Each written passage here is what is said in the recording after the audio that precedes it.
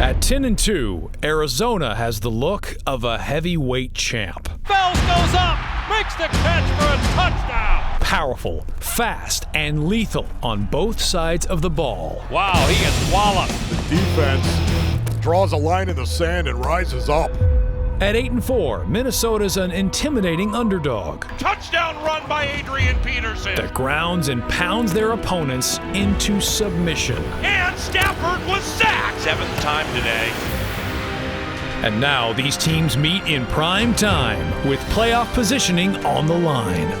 You dominated his ass! The Vikes have the NFL's leading rusher, but he was stuffed in Seattle last week. Things have gone the wrong way. The Cards have just been rolling and are looking to win their 7th straight. That's what I'm talking about, boy!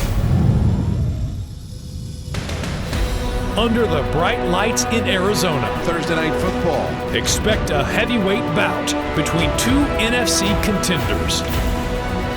Because it's not how you start the season, it's how you finish. Vikings. Into the end zone. Touchdown. Cardinals. Drop the ding dong through the donut hole.